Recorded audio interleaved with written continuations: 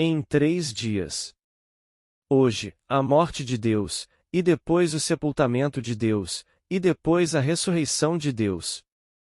E quando você lê isso, você pode pensar que se refere a alguém fora de você. Se eu usar a palavra Deus ou a palavra Cristo, a palavra Jesus, a palavra Senhor, e de alguma forma ela transmitir o sentido de alguém ou algo existente fora de você, você terá um conceito errado de Deus ou Cristo. Dizem-nos.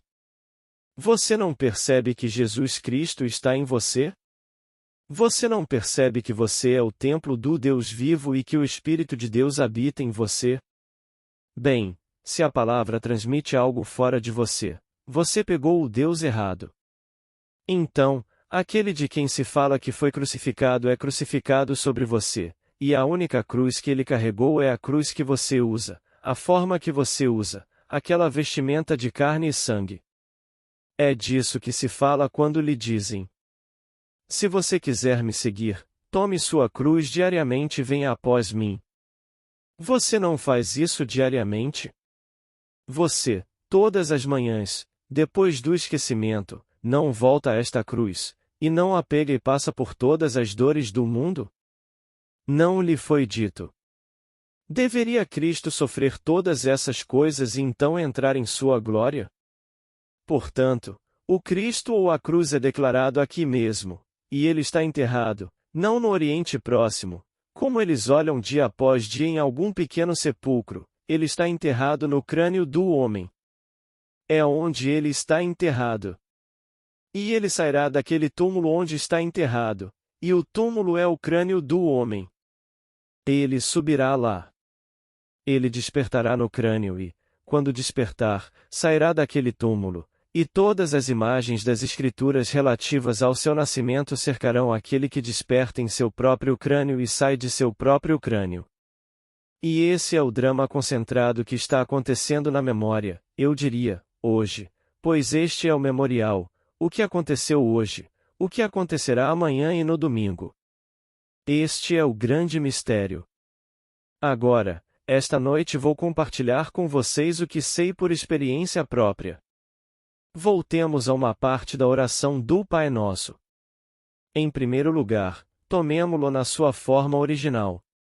Há uma tradução de Ferrar Fenton.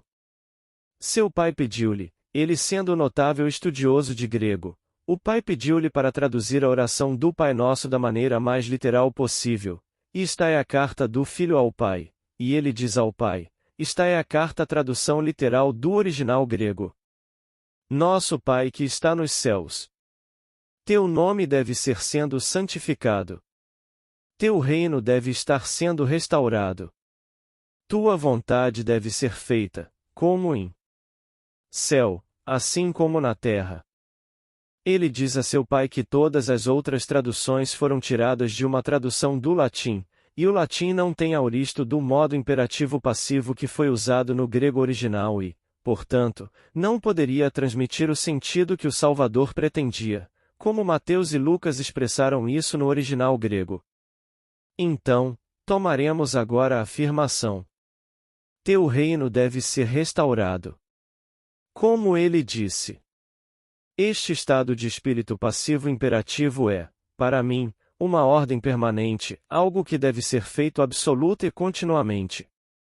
Conceba uma peça, um drama eterno, que seja o plano de redenção de Deus, e conceba-o como uma ocorrência, uma simples ocorrência sem referência à completude ou incompletude, sem referência à duração ou repetição, sem referência à sua posição no tempo, embora às vezes com referência ao tempo passado. Imagine uma peça eterna, e você e eu como filhos de Deus, vemos a peça, mas a vemos como algo externo a nós mesmos, como vemos uma peça. Esta peça nos elevará, se vivenciarmos a peça interpretada no papel central. Isso nos elevará a um nível muito além de onde estamos como espectadores. Nós juntos, filhos de Deus, formamos Deus, pois a palavra Deus é Elohim, uma palavra plural. Uma feita de outras. Todos os filhos juntos formam o Pai. Nós, os filhos, observando a peça, seremos agora escalados para o papel central dessa peça, Não seremos espectadores, seremos o ator central do drama. Você não pode fazer isso no céu, você faz isso na terra. Mas aqui, esta bem-aventurança mencionada nas Escrituras, não podemos realmente consumar a bem-aventurança sem sermos gerados na terra nestes corpos de carne e sangue. Então, descemos, penetramos e anexamos o cérebro dos corpos da terra. Nós somos os filhos de Deus. Ao fazer isso, morremos. Esta é a nossa crucificação, quando penetramos e anexamos o cérebro dos corpos que vestimos. Este é o nosso Calvário. Como nos é dito nas Escrituras. E quando ele chegou ao lugar chamado Caveira, ali o crucificaram, a caveira, não um pequeno lugar que se assemelha à caveira, mas literalmente a caveira. Chama-se Calvário. Bem, Calvário é uma tradução da palavra grega crânio, que significa crânio. Marcos usa a palavra hebraica ou aramaica, que é Gólgota. Gólgota significa crânio. Não importa a palavra que usem, ainda é caveira, Calvário, Gólgota, caveira ou crânio. Todas essas palavras são usadas em traduções diferentes, mas cada palavra usada significa crânio. Não é como nos diriam os nossos estudiosos, eles o chamam de crânio porque se assemelha ao crânio humano, a área onde ele foi crucificado. É literalmente o crânio do homem. É aí que ele é crucificado. É onde ele está enterrado. Ele está enterrado no crânio do homem. Porque ele está no crânio do homem, esse crânio é o seu túmulo. Quando ele é ressuscitado lá. Ele acorda naquela tumba. Ele sai daquele túmulo sem a ajuda de nenhuma parteira, de ninguém, e ele rola aquela pedra, que é a base de seu crânio, e ele sai daquele buraco, que é uma abertura, e ele sai-no da mesma maneira que uma criança sai do ventre de uma mulher. Ele se espreme como uma criança sai do ventre de uma mulher. E quando ele sai completamente, ele olha para trás, para aquilo de onde veio, e é o corpo, aquele mesmo corpo que ele usava anteriormente. Ele não percebeu que estava enterrado no crânio. Durante séculos incontáveis ele caminhou e tomou sua cruz todos os dias, e caminhou no mundo dos sonhos.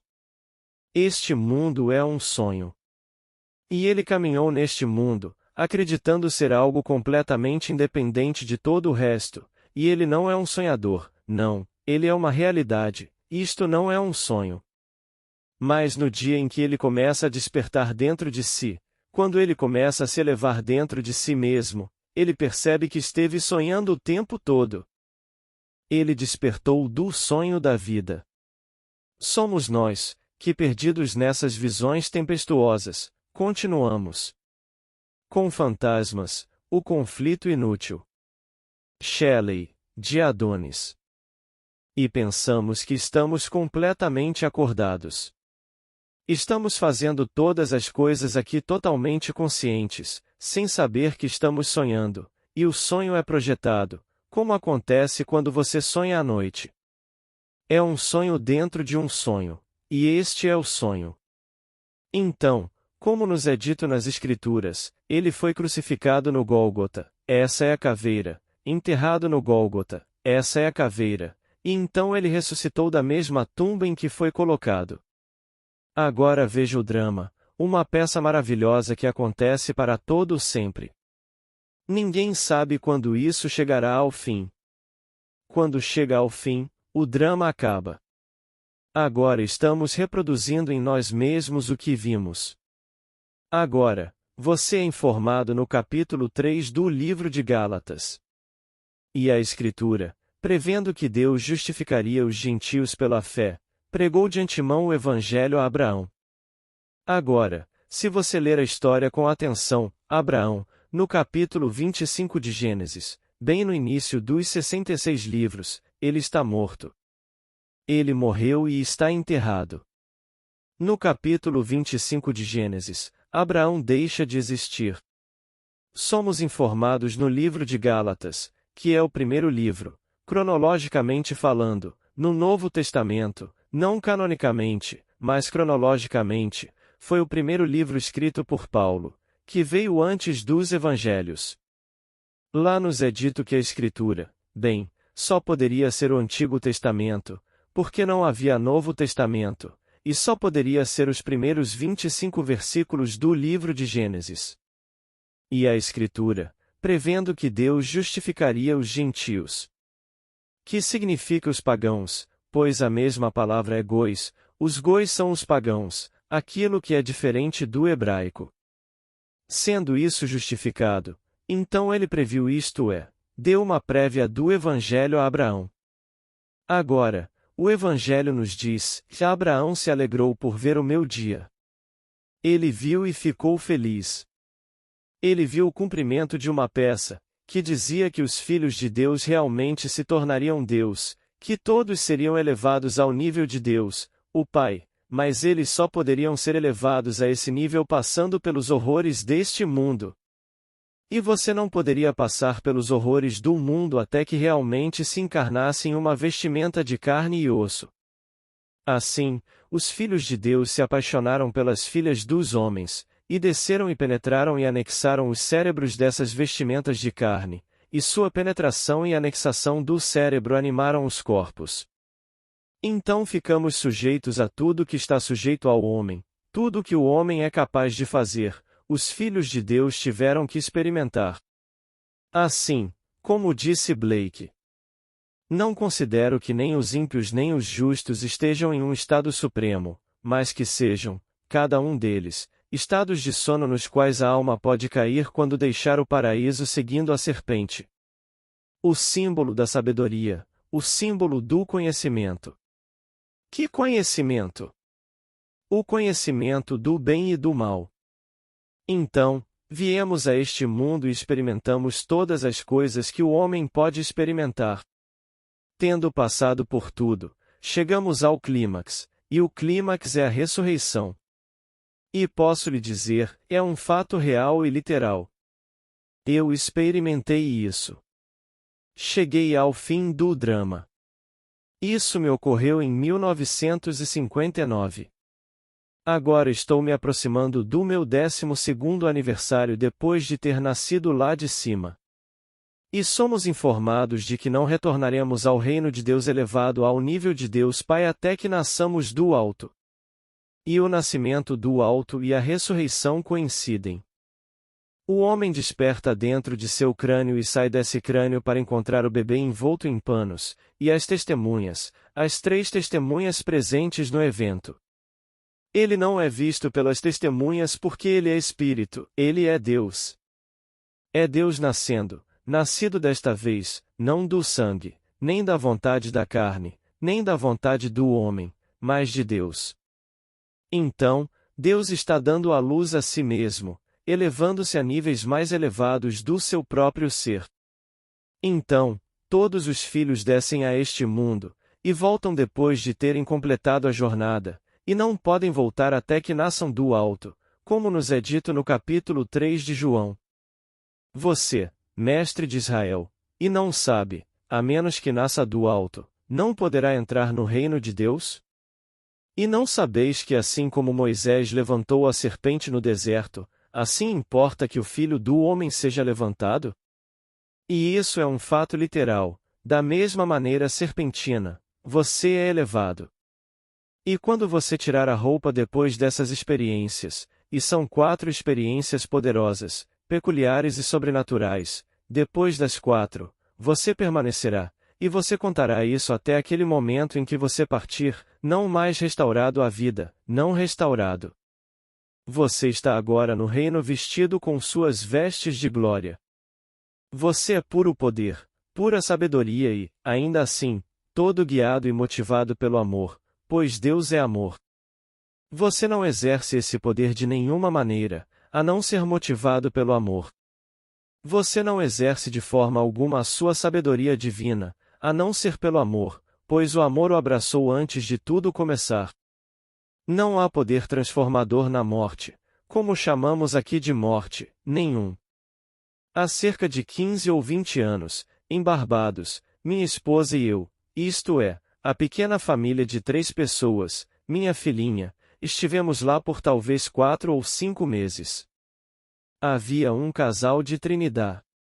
Ele era major do exército britânico não servindo, mas trabalhando em Trinidad em algum empreendimento comercial, e ele veio para Barbados com sua esposa nas férias, e ficou todo entusiasmado com meus pensamentos a respeito da lei de Deus.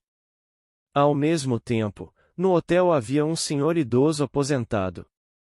Ele era professor de química em uma das grandes universidades da Inglaterra e decidiu montar uma espécie de fábrica com dinheiro local, mas com seu conhecimento, fazendo sabão, pois pensávamos que se pudéssemos simplesmente produzir sabão local, poderíamos salvar a moeda de que tanto precisávamos, que era a moeda estrangeira, especialmente a moeda americana e a moeda canadense.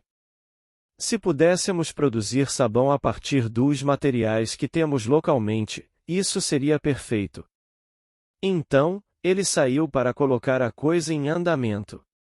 Um dia, durante alguns coquetéis, este homem, Major Morrison, disse-lhe: Sabe, Neville tem um conceito relativo ao mundo espiritual, foi assim que ele o descreveu, e começou a discutir certas coisas de um dos meus livros que eu dei a ele. E ele estava lendo o livro. Bem, o velho senhor disse: Não estou interessado. Eu me considero um agnóstico. Na verdade, acho que sou realmente ateu. Mas para amenizar o golpe, digo que sou agnóstico. Tudo na minha vida deve ser provado. Sou químico, toda a minha vida foi dedicada à química, a este mundo físico. E não consigo ver nada além deste mundo físico. Posso pegar seu cérebro, seu corpo, tudo, e reduzi-lo a simples produtos químicos, e por isso não estou interessado, disse o velho ao Major Morrison. Eu estou presente. Sem ofensa, eu disse. Não, esqueça. Você está aqui para fazer um trabalho e, sem dúvida, fará um trabalho maravilhoso e nos dará uma fábrica local onde poderemos fazer nosso próprio sabão e economizar divisas. Bem, na manhã da última quarta-feira, ao retornar da minha visita habitual, noite após noite, enquanto ensino o que estou ensinando a vocês, não estamos confinados a isso, pois o mundo não termina onde nossos sentidos deixam de registrá-lo. Quando um homem morre, como o chamamos, morre, ele não deixa de existir.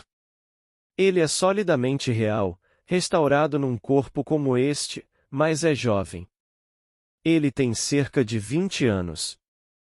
Se ele parar aos 90, ele se verá com 20, restaurado à vida, mas não mudou nem um pouco. Suas ideias que estavam presentes antes de sua morte serão suas ideias depois, sejam elas quais forem. Se ele foi estúpido aqui, ele é igualmente estúpido ali. Se ele era um ladrão aqui, ele é um ladrão lá. O que quer que ele esteja aqui, ele está lá. Bem, aqui, no meu caminho de volta na quarta-feira de manhã, encontro esses dois, Sir Archibald Duke, que era o outro cavalheiro e o professor, e Archie está dizendo a esse homem, o professor: haverá uma manifestação esta noite no televisão, e ele a chamou de tele, pois na Inglaterra eles sempre falam dela como tele.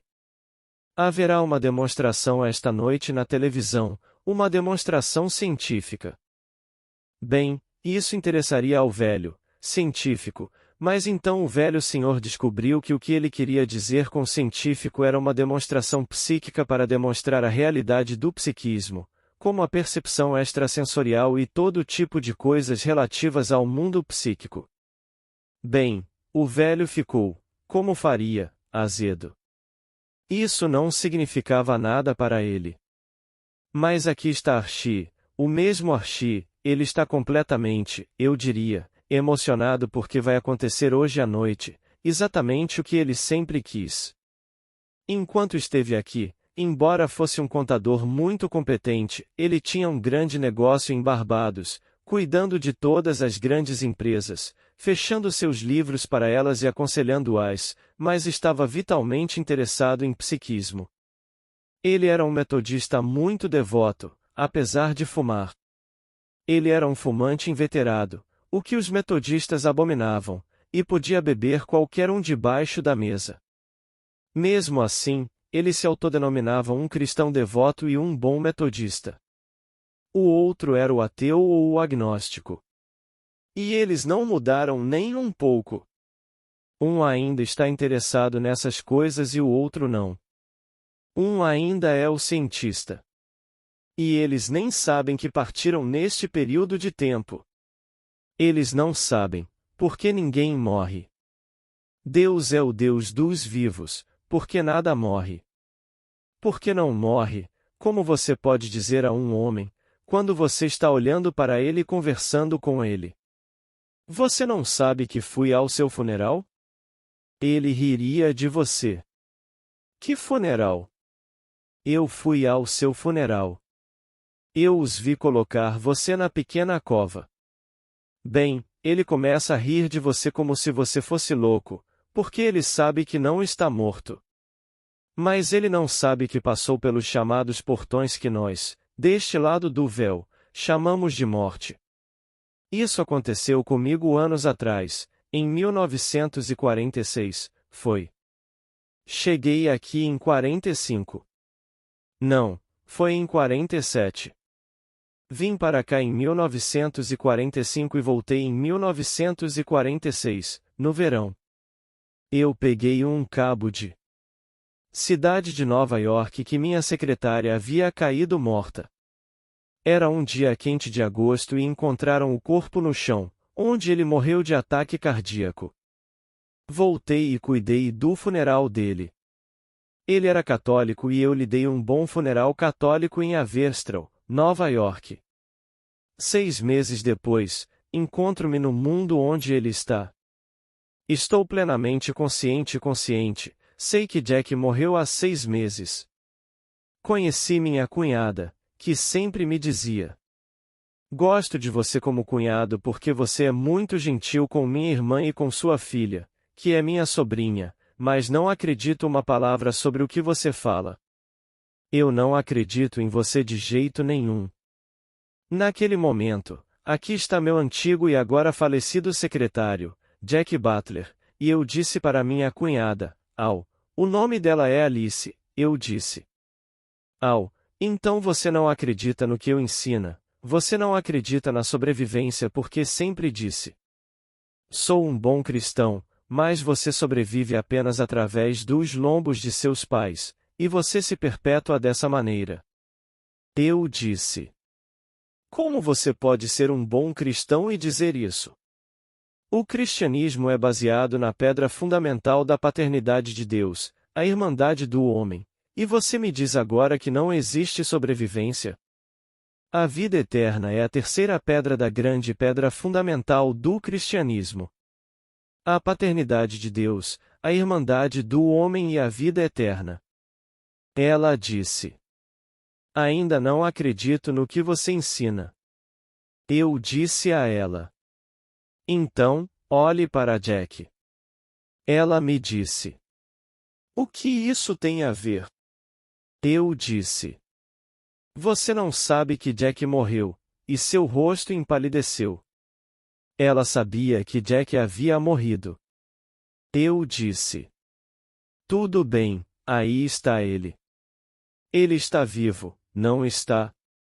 E Jack me disse. Quem morreu? Eu disse. Jack, você morreu. Fui ao seu funeral. Eu enterrei você. Consegui um bom funeral católico para você em Haverstraw, Nova York, e coloquei você no chão e cobri você com muita areia, e foi lá que aquele corpo estava, e ainda está em decomposição agora. Ele disse. Quem está morto? Eu disse. Você não está morto, Jack, mas você morreu. Ele disse. Que estúpido! Não estou morto, mas morri? Jack estava fora há 6 meses e não percebeu que havia partido. As pessoas não mudam, estou lhe dizendo. Eles não têm noção, porque ainda estão sonhando.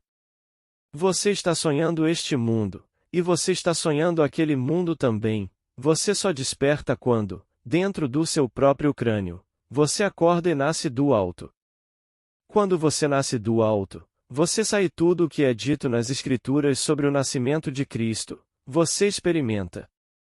Então você percebe quem é Cristo. Até então, você pensava que ele era outro, alguma coisa na história, há 2000 anos. Ele não é outro. É Cristo em você que é a esperança da glória. E você não percebe que Jesus Cristo está em você, e que você é o templo de Deus, e que o Espírito de Deus habita em você. Bem, as pessoas não percebem isso. Hoje, nas igrejas cristãs, haverá centenas de milhões de pessoas participando de alguma parte do culto de 3 horas. No domingo de manhã estarão lotadas todas as igrejas da cristandade. Você sabe por quê? Para mostrar seus novos chapéus ou seus novos vestidos. No domingo, na Quinta Avenida, na cidade de Nova York, eles sairão de St. Pat's e St. Thomas e de todas as igrejas, e cinegrafistas estarão lá para fotografá-los. E você sabe por quê? Há 2 meses isso foi combinado. Essas mulheres socialmente proeminentes procuraram os editores do New York Times e de outros jornais e marcaram nomeações. Eles lhes disseram exatamente o que iriam vestir, como é o chapéu, que igreja iriam frequentar, por qual porta sairiam, e assim o New York Times enviaria seu cinegrafista para lá. E quando essa coisa sair vestida como ele sabe que ela deveria estar vestida, ele vai fotografar e colocar no jornal na segunda de manhã. Então, na segunda-feira, na próxima segunda-feira, talvez sejam vendidos 50 mil jornais a mais do que normalmente são vendidos, porque cada um comprará 100, jogará fora todo o jornal, ficará com apenas uma página e enviará para todos os seus amigos e guarde alguns para a posteridade. E então o New York Times pode alegar que teve muito mais vendas, e todos os anunciantes que anunciavam naquele jornal para segunda-feira simplesmente tinham um espaço em branco, porque eles não estavam lendo nada além de sua própria pequena seção, e tudo foi pré-combinado pelo editor. Isso eu sei por experiência própria, porque o mesmo Jack Butler, quando uma vez cometeram um erro em um de meus anúncios, desceu para investigar, então ele foi até a editora da seção religiosa, e ela disse, ela tinha que fazer alguma coisa para acalmá-lo, e ela disse: Você gostaria de ver a equipe editorial da seção social do nosso jornal? Bem, Jack sempre gostou de se divertir, então ele disse: Eu adoraria. Isso foi cerca de 2 meses antes da Páscoa, e todas aquelas senhoras e suas filhas estavam por todo lado, dezenas e dezenas delas, esperando para serem entrevistadas. Cada um ia dizer exatamente o que iria vestir, já haviam encomendado, os vestidos já haviam sido encomendados e entregues. Eles sabiam que tipo de chapéu, e que igreja iriam frequentar, onde iriam sair, e as câmeras estariam lá para fotografá-los, e os jornais matinais iriam considerá-lo espontâneo, tudo espontâneo. E esse é o mundo dos sonhos. Um homem acaba de se aposentar depois de 30 anos de muito sucesso no show business. O nome dele é Sinatra. Lembro-me disso vividamente quando ele era um menino. Saí do meu teatro na 48 TH Street, que ficava entre as avenidas Fifth e Madison, e andando em direção à Fifth. Quando cheguei à Fifth, havia 3 dúzias de meninas, 16 ou 17 anos, e aqui está um táxi bem no meio da Quinta Avenida com este jovem. Bem, ele é 10 anos mais novo que eu, então ele era. Bem, o que quer que eu fosse naquela época, quando ele começou. Com o pé na pista, o táxi parado, o trânsito congestionado, todas as buzinas tocando, o policial perguntando e ele dando autógrafos para aqueles 30 ou mais. Tudo isso foi combinado de antemão. Eles bloquearão o tráfego. Para quê? Eles lhe darão uma multa ao taxista, mas ele pagará. Ele pagará $50, $100. É a publicidade. Tudo isso faz parte do movimento. Ele manteve isso até agora, e as pessoas pensam: que homem grande e maravilhoso!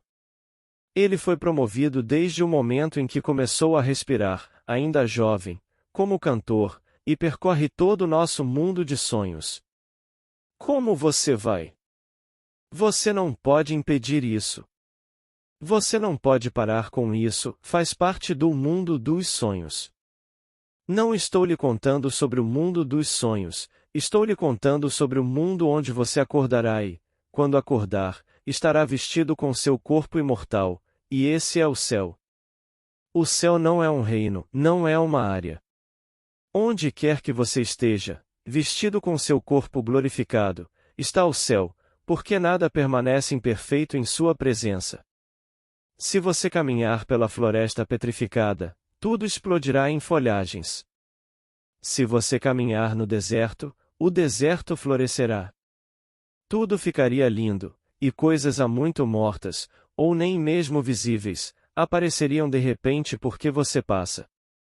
Então, onde quer que você vá, vestido com o seu corpo glorificado, que vem com a sua ressurreição, torna perfeito cada lugar que você vai, pois onde quer que você esteja, as coisas devem ser perfeitas.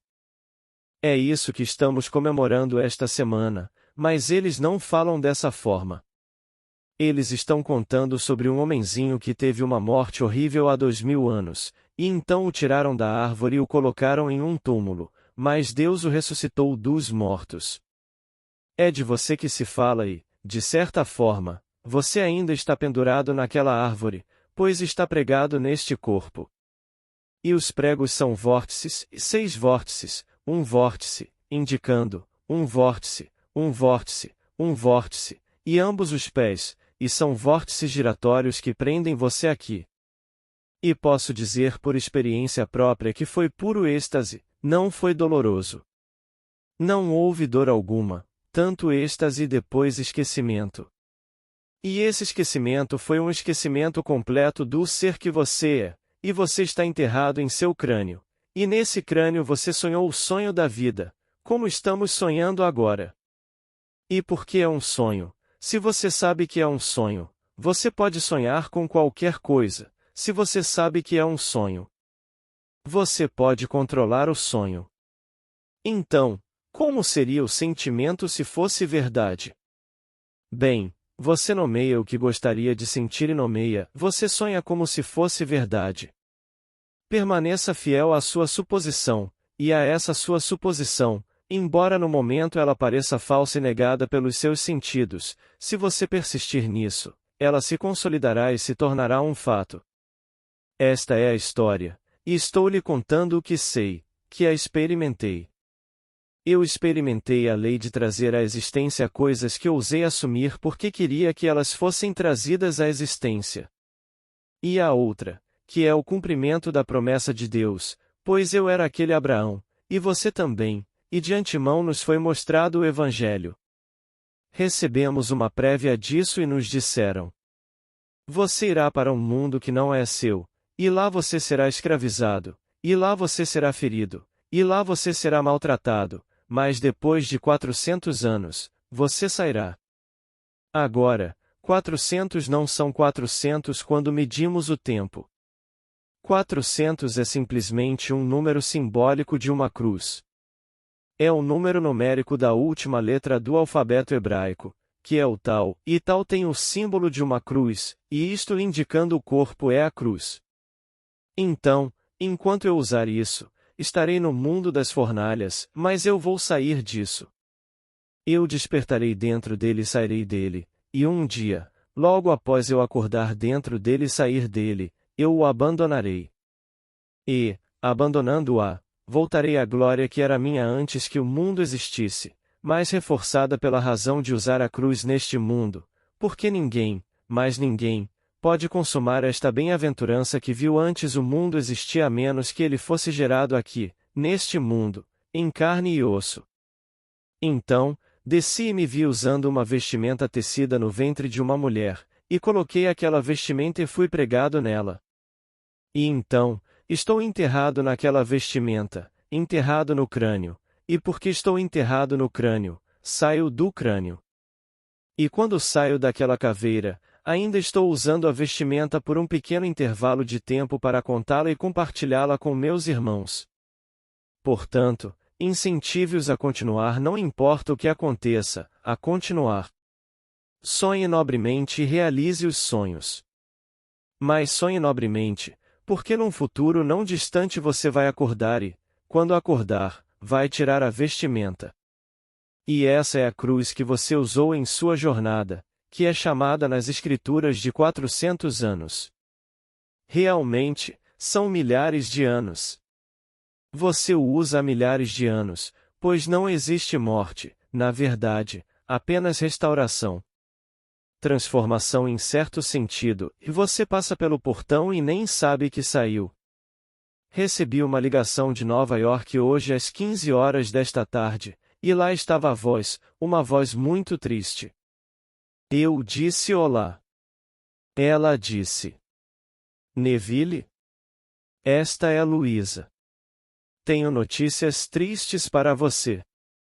Eu disse: O que aconteceu? Ela disse: Joseph morreu hoje. 2 Ele morreu em meus braços. Eu disse: Ele estava doente? Não, apenas uma grande. Bem, uma ruptura da aorta, bem nos meus braços e nos braços de Neville. Neville é meu pequeno homônimo, alguém que conheci antes de ele vir a este mundo. Ele agora tem 17 anos. Ela continuou. Juntos nós o seguramos. Ele sofreu aparentemente por um tempo, não muito tempo, talvez por meia hora ele parecia estar com muita dor, e então foi isso. Mas ele tinha 77 anos, viveu uma vida plena e maravilhosa, e vai deixar-lhe uma fortuna considerável. Fábricas aqui, fábricas em Paris, fábricas em Porto Rico, e assim, financeiramente falando, não há problema, mas sim uma grande lágrima. E o que eu poderia dizer a ela? Eu não consegui nem tirá-la da linha, mas contei a ela certas histórias de que Joseph, ele viveu uma vida plena e maravilhosa até o fim, até o fim. Para ele, o mundo espiritual. Deixe isso acontecer mais tarde, disse ele. Sempre, deixe acontecer mais tarde, amanhã e amanhã e amanhã. Mas agora ele era, afinal de contas, ele era um costureiro, fazendo moda para as belas damas, e tudo relacionado à beleza da forma física, e ele adorava isso, e jogava em campo-a perfeitamente. Ele foi até o fim e tinha 77 anos, então Joseph ainda será o Joseph que eu conheci. Ele não estará interessado no nascimento de cima. Ele não estará interessado na palavra de Deus. Ele fez uma fortuna e deixou uma fortuna, tudo para Luís e seu único filho, Neville. Então, eles terão esse patrimônio enorme, e é realmente enorme, mas ele ainda é o mesmo José. E quando ele se encontrar como está agora, não com 77, mas com 20, e que alegria para ele! Ele terá 20 anos, sem nenhum interesse pela espiritualidade, apenas um interesse pela forma humana. Mas chegará bem no final da jornada, como é dito no capítulo 8 de Amós. Enviarei fome ao mundo. Não será fome de pão, nem sede de água, mas de ouvir a palavra de Deus. Chegará para todos, mas só chegará no final. Está no capítulo 8 de Amós, versículo 8. Uma fome, e você não consegue resistir à fome. Nada no mundo pode desviá-lo. Eles podem lhe dar milhões, isso não lhe interessa. Eles podem lhe fazer todos os tipos de ofertas, e isso não lhe interessa, apenas a palavra de Deus e o entendimento dessa palavra. Agora, falando da palavra de Deus, o capítulo 8, também o versículo 8, de Neemias, e você lerá no livro de Deus, e você o lerá com entendimento, então terá significado quando você ler isto. Todo o livro se desenrola dentro de você, porque no final você só vai cumprir a palavra de Deus. Você foi o Filho de Deus, que é a palavra de Deus. Você está vivo e foi enviado ao mundo, a palavra viva, para realizar dentro de si a palavra escrita. Agora, vamos entrar no silêncio. Agradeço a todos que chegaram até aqui. Curtam, comentem e compartilhem nossos vídeos, isso me ajuda a fazer o canal crescer e a levar nossos conteúdos a mais pessoas. Aproveito para agradecer aos novos membros do canal. Muito obrigada. Paz e bênçãos na vida de todos.